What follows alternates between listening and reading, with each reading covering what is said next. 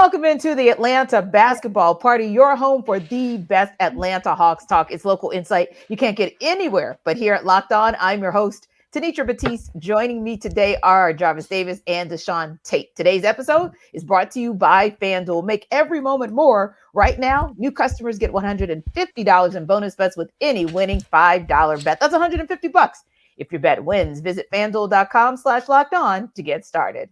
The Atlanta basketball party is also part of the Locked On Podcast Network, your team every day. We'll look at who needs to step up or who needs to be ready to step away in the and one today, and we'll go around the Metro with a directive from one all-star to another. But first, let's talk about this Hawks defense. Yes, I said defense. Let's go. All right, so Jarvis, don't look now, but the Atlanta Hawks have given up less than 100 points in back-to-back games. What do you attribute that to?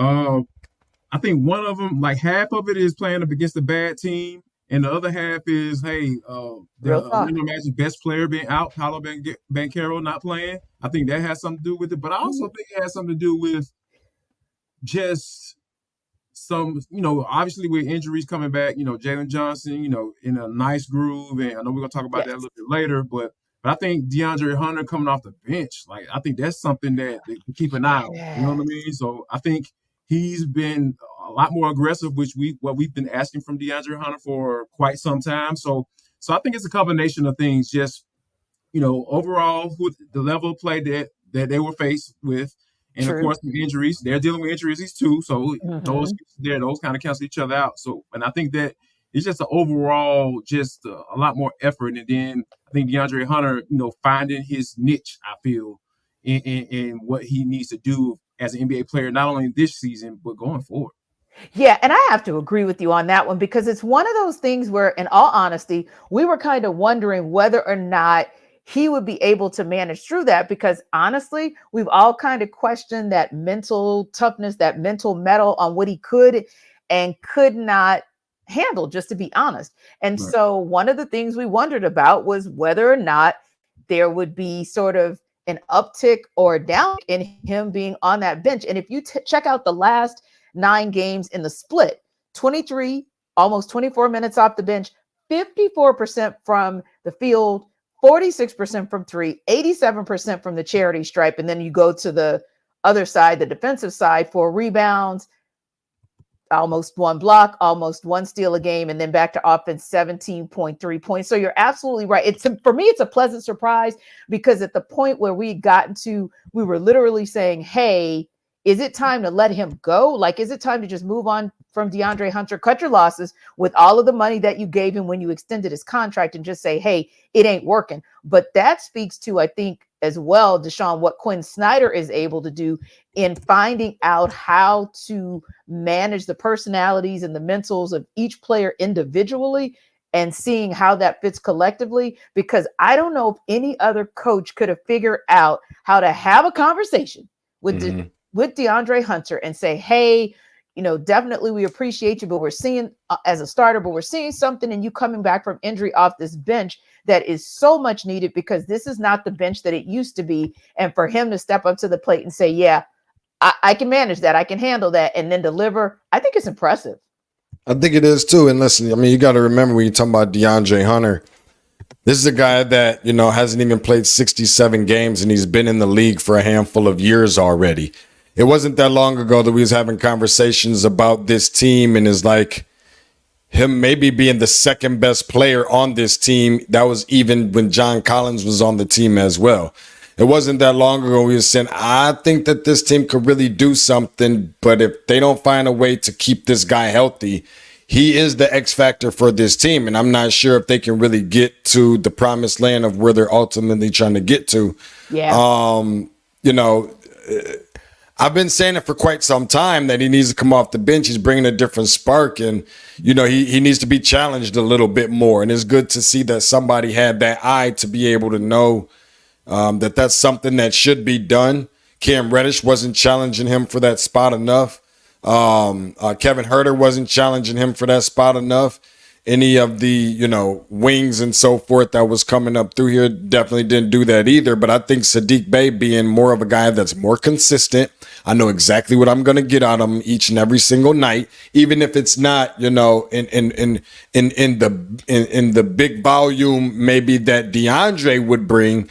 But I think it's challenging him. And I think that he's just fit a little bit more for being a higher scoring option for this team, but on the second tier coming off of the bench. And the other thing is just time. Some of this stuff is just coming together because it's just being given time. We're talking about DeJounte just having more time with Trae, having more time without Trae. Also, there was a head coaching change. It takes time. Everything's not going to develop as fast as you think it should. How about the front office? That has changed up quite a few times over the last couple of years. Those things are going to take time. So do they have it all figured out right now? Of course not. But I just think, like they always say in the post-game press conferences and just different on the court interviews, hey, we just trying to stay afloat, just keeping the outside noise out and just trying to focus on getting better each day. And I think that as a result, that's something we're seeing now. And giving Saddiq Bey a lot of credit as well. If you look over that same 9-game stretch for him, 33 minutes. So at least you're not overtaxing him with 48 minutes of play, 46% from the field, 42% from three after a dreadful start to the season from the 3-point line, 93% free throws, and then almost 17 points, 6 rebounds, and 2 assists per game. So yeah, I think it's actually working out quite well at that 3 spot, maybe more so than any of us ever could have imagined. Now, speaking of the front office, Jarvis, and then maybe finally getting something right, meaning that we can all agree and say, yeah, that might have been a good look better than you thought. And that's who Deshaun just mentioned, Jalen Johnson. The Hawks may have had a clue about what Jalen Johnson could become, especially with his play last season in the G League. And then, of course, coming up from the G League, how he was able to do some things. And we kept saying, when do we get to see more? When do we get to see more? Well, after the win over the Utah Jazz Tuesday, man, oh man, where Jalen Johnson had himself an absolute night. How much can we give some credit to this front office and maybe a little bit to Quin Snyder as well? Because, he's pretty darn big on him. Also, give some credit to him for actually seeing what Jalen Johnson can do. And of course, 22 points and 13 rebounds to go with 6 assists in that win against the Jazz. I think when you have a coach who believes wholeheartedly in Jalen Johnson, that stuff matters. You just look at how Quinn interacts with his players, like he's really in their face, not like barking at them, but he's in there like talking with them, making eye contact, looking directly in their eyes, like, hey man, I need you to do this. Or you could just tell he's just pouring into those cats. So when you have a coach like that, and giving, and what you talked about, the development piece, I think that goes, like, that's not talked about enough. Like, I don't think we understand what Coach Schmidt is doing down there in College Park. I know you do sidelines, so you understand wholeheartedly what the development for Jalen Johnson looked like as he came up, right? So I think that, and that's kind of a lost art in today's NBA too. Indeed. You know what I'm saying? Because you have guys who come into the league at 19 years old, and they're trying to figure their games out. They haven't really developed that much because they were basically at their college for 7 months, and they're going into the NBA draft. And a little less with Jalen Johnson, right? For being honest. Right, yeah, exactly. So, when you have that type of situation, what this organization is doing, like, I feel like I've always joked that, hey, I don't see any light with this organization. Right? And it looks dark. The future looks dark. But the one shining little light, this little light of mine, is about the development of these young guys coming into the league and how they've been developed and they've been given these plans. And Jalen Johnson has been a huge product of that. Indeed. And Deshaun, like Jarvis said, that little light of mine giving some love to Coach Steve Ganzi as well, because what you're seeing out of Seth Lundy and Kobe Buffkin, that's all Ryan Schmidt all day, every day. And just want to give shout out to Coach G, his predecessor, who had a lot to do with the development of Jalen too. Yeah, and I think that's very major, and this is why I was telling people I always thought that Quinn was going to be the ideal coach, because you're seeing it reflect on different players and in different ways. One of the biggest knocks to this team was about defense, specifically from number 11. We've seen that take a step. The other night when number 11 wasn't playing, but we did see 5 in DeJounte Murray. And DeJounte Murray, came over after the huddle, after they just went on a nice run or whatnot. They were face to face with one another, and he gave him a pat on the butt, told him good job and whatever, what have you. Just that vocal, like Jarvis just said, looking guys in the eye and making it very clear. We already know the story about Jalen Johnson. Bruno Fernando could probably be in that conversation right now. Somewhat, but guess what? I'm gonna be honest with you. When I saw Clint go down and when I saw Onyeka go down, like, this is the best version of Bruno Fernando that I've seen since he's been in the NBA at all. And he's looking aggressive. He's looking energetic, and his confidence just looks better, even if the numbers aren't all reflected. So I think that you see it with a lot of different players on this team, and I think you're going to continue seeing it. But as long as people continue to kind of buy into his philosophy and his system and his scheme. Indeed. When we come back in the and one, we're going to talk about who needs to step up in the absence of 11 and who needs to be ready to maybe step away, maybe 11 too. We'll talk about it in the and one. This episode of our Atlanta basketball party is brought to you by BetterHelp and Stitch Fix.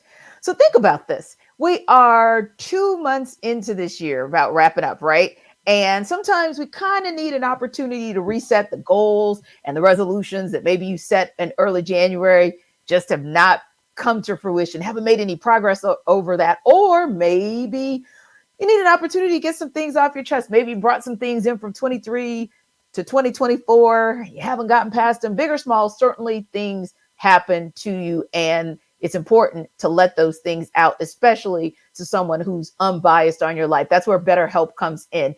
I want to say how I really feel about it, because you might even be thinking about the same thing this week. How can you get help? Many of us have benefited from coaching or therapy, just that outside voice to help us be able to live our best lives. So therapy can be different for everyone. Most of us have a bigger problem than maybe some of these sports challenges that we've talked about with these Hawks. But ultimately speaking, if it's important to you, then it's important. And that means it's something that you may want to get help with through BetterHelp. If you're thinking of starting therapy, then you should give BetterHelp a try. It's entirely online, designed to be flexible and suited to your schedule, which is especially important with all the travel we do in and around Atlanta. Visit BetterHelp.com/LockedOnNBA to get 10% off your first month. That's BetterHelp, HELP.com/LockedOnNBA. Now is the perfect time to reset for 2024 and do it with BetterHelp. This episode of our Atlanta basketball party is also brought to you by Stitch Fix. Now, you know that instant confidence boost you get from an outfit that makes you look really good? That's what you get with Stitch Fix. You get a stylist who understands your style, your size, and your budget. And that's so important because they do all the shopping for you because they get you. It's the easiest way to update your wardrobe this season. You can easily do it with a stylist that helps you find new on-trend favorites that'll work for you. I give my stylist my size, give my stylist my style, and give my stylist my budget preferences, rather, because I am in the market for another house and I don't want my budget to go to the wind because of my style preferences and my taste for fly clothes, fly gear. So I order my boxes when I want, how I want, no subscription required. And they send me 5 just for me pieces, plus outfit recommendations. I keep what works best and I send back the rest. And I think I told you guys I'm on budget because I'm looking to buy another house. Shipping, returns, and exchanges are always free. You got to love that, especially if it's something that just doesn't work for you. So style that makes you feel as good as you look. Get started today at stitchfix.com/lockedon. That's stitchfix.com/lockedon. stitchfix.com/lockedon.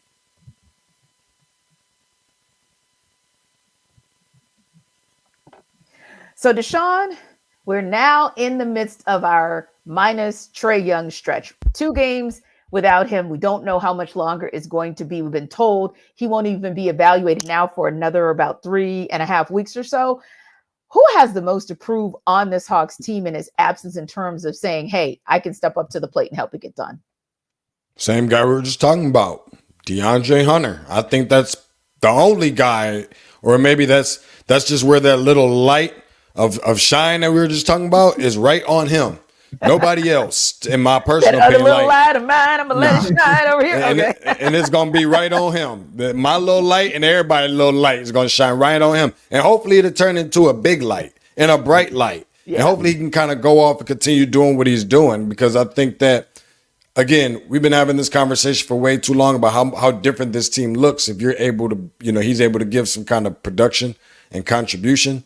Obviously something that I think being good for this team, it's not even an extra added bonus. I feel like it'd be a little bit different if it was just like the icing on the cake, but that's something that's needed. That's something that's necessary. It's right now. By the way, this is the same guy that we moved up to go and get in the draft at number 4, by the way. So that adds a little bit more context to things and puts a little bit more pressure, I think, on, coming in and producing.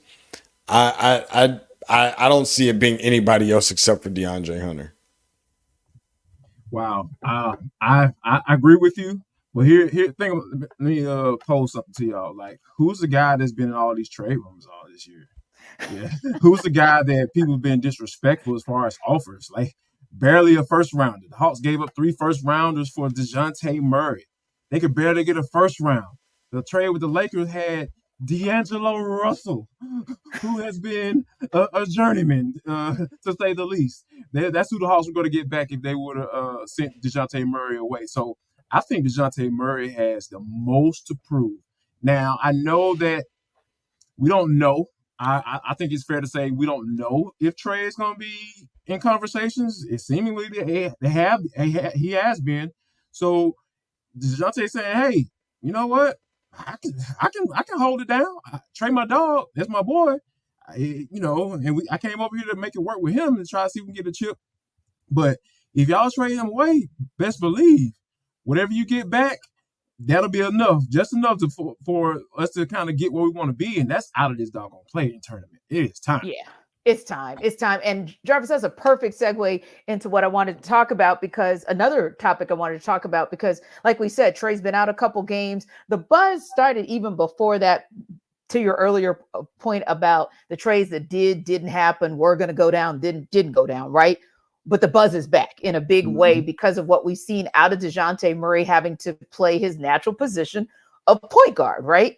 And whether or not DJ running point versus Trae running point is really an evaluation possibly of who stays and who goes. So Deshaun, I'll let you lead on this one with what you've seen the last few games from DJ versus what you've seen from Trae. Does it show you that the Hawks could build a team around DJ more to complement him, especially considering Trae might have the higher market value? And again, Jarvis, I want to take it to Deshaun and you, and with a little bit of a disclaimer. I'm not saying build the team around DeJounte the way you would around Trae. I'm saying, to the point you just made, Jarvis, complementing him with some players where he could make it happen. Deshaun, your thoughts? Yeah, I mean, I think that when you have somebody like a DeJounte Murray, who you could put pieces around him, or Trae, either way it goes, according to their style, they've all got to be the right pieces no matter what. It doesn't matter however many or how this and that. It's all got to be complementary, because there's very small margin of error that this team can afford. They can't afford to get something wrong, especially if you're talking about moving the biggest name of, arguably the biggest name of that this franchise has had outside of number 21. If you're doing that, it better work. So, with that being said, it's clearly a different team. You see a different chemistry. You have a different energy when you have DeJounte Murray in and you have Trae Young out. But I think there's also something to say about how dynamic and how powerful it is when you have somebody like a Trae Young. There's the superstar we've been begging and wishing and hoping, because I don't forget about what this team looked like before he got here. We've been talking about it for so many years.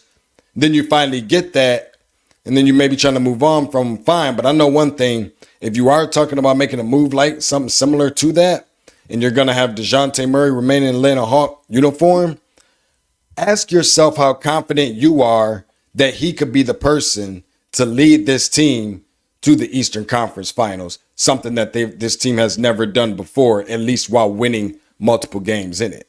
I'm glad you brought up the 2021 finals. Like, who was probably the catalyst for that team? Clint Capella. His play has declined. I think, and Onyeka Okongwu backing him up. Right, exactly. So I think that they need to get younger in his spot, and I think Onyeka, slide into that starting spot and having somebody where you can go, with a 7-footer and Onyeka, spreading the floor at the 4. You know what I mean? She hitting those corner threes and having the man protecting the paint like what we used to seeing Clint Capella do, and it being a double offensive rebound machine. So it's obvious that his play has declined. So I think right now, regardless of what they do, whether they trade DeJounte or they trade Trae or whatever, or they keep him, they need to upgrade down low. And I think, T, you've been on that, for quite some time. So I think that's where we are right now. Regardless of what they do, they better make doggone sure that they upgrade those bigs. Yeah, and I look back at the older team with Al Horford and the fact that there was no superstar in that team, and they were quite successful. That's number one. Number two, DJ is every bit the vocal leader that you need, that the team is just kind of lacking. And I think the third piece is, as much as we hate to trade Trae because he puts butts in seats, the bottom line is he gets the higher market value, and that probably gets you the front court player, the fifth, that 5 that you so desperately need that you can't get if you could get a high profile, high return type of guy to actually come here to Atlanta. When we come back, we got more Trae talk and another all-star giving him a directive when we come back in Around the Metro. This episode of our Atlanta basketball party is also brought to you by eBay Motors. Passion, drive, and passion. What brings home the winning trophy is always what keeps your ride or die alive, too. eBay Motors has everything you need to maintain your vehicle and level it up to peak performance, from superchargers, roof racks, exhaust kits, LED headlights, and more. Whether you're into speed, power, or style, eBay Motors has got you covered. Over 122 million parts for your ride or die. You'll always find exactly what you're looking for. And with eBay Guaranteed Fit, your part is guaranteed to fit your ride every time or your money back. Because with eBay Motors, it's about burning rubber, not cash. With all the parts you need at the prices you want, it's easy to turn your car into the MVP and bring home that win. Keep your number one ride or die alive at ebaymotors.com. Eligible items only. Exclusions apply. eBay Guaranteed Fit. Only available to U.S. customers.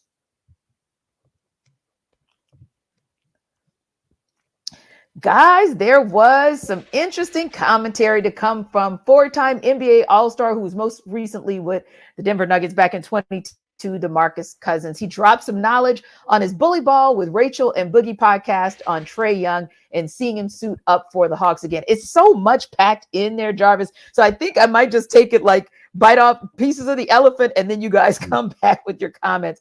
First off, he says, quote, "I hope not," meaning whether or not he'll suit up again with the Hawks. "I hope this is the last time we see Trae in a Hawks uniform. I feel like he is talent being wasted. His prime is being wasted. I feel like him handling this situation the way he is, I think it's a move based on, some more personal decision. This is a more selfish decision. One, this team isn't going anywhere this season. Two, they haven't really shown that they're trying to improve or that they want to take the step to improve this team or anything of that nature." So let's start right there, and then I'll come back with the rest of what he had to say.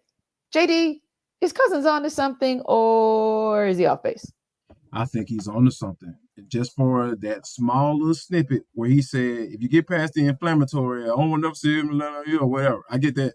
But when you talk about that part, they aren't willing to do something, to make it better, because, every like, look at the John Collins trade. What did they get back in return for him? Well, what was that?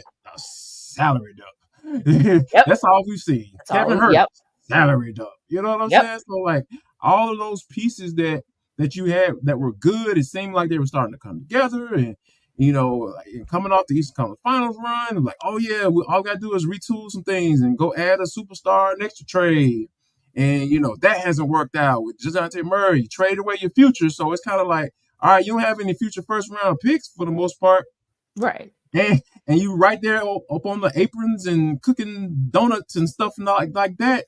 And the only way you can get better is via trade, or you know what I'm saying. So if you aren't willing to trade to bring guys in, regardless of what their salary is, that you feel like they'll be able to complement Trae, you're not giving your general manager the full board. Like, hey man, however you need to do it, do it.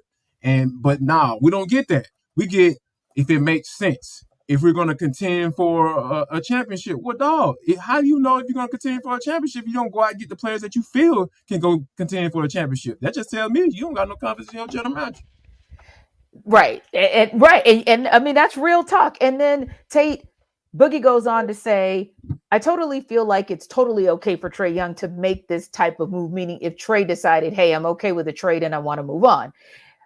Get healthy. Get 100% correct, whether that is in Atlanta or, fingers crossed. My personal hope for Trae is the San Antonio Spurs. It's a match made in heaven. It just makes sense. When you take all of that together, is Boogie onto something, or do you think he's off base?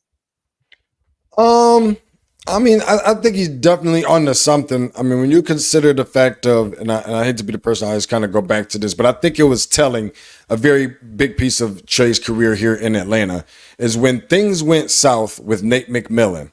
And that was the second coach that he has had. And as if he was the only person on that roster that had an issue with the scheme and the system or with Nate McMillan in general. And again, the finger is easily going to be pointed at him every single time. He's the point guard. They're going to get the blame and the other way around when they don't. Same thing with the quarterbacks in football. Sure.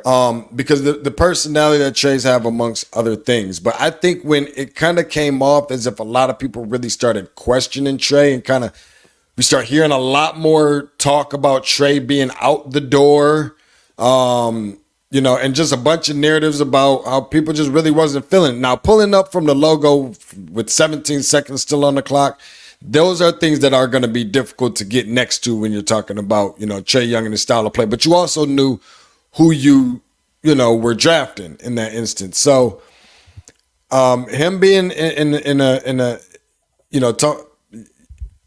him being in an Atlanta Hawk uniform going forward, I wouldn't be mad at him if he decided to do either one way or the other. He came to Atlanta. He's giving the best he can. He doesn't owe this city any more other than what he's able to give them in an Atlanta Hawks uniform if he wants to continue playing for the Atlanta Hawks. But if he wants to move forward, then all the, organization, the front office, they just have to do the best that they can to try to replace that. But they haven't put themselves in a very good spot to where if he decides to move on, that they can be confident with what they have going forward outside of DeJounte Murray and Jalen Johnson. Let's just be honest. I just think Demarcus Cousins being a fan of basketball, right? Because think about it. Victor Wembanyama and Trae Young running the pick and roll or pick and pop, whatever you want to,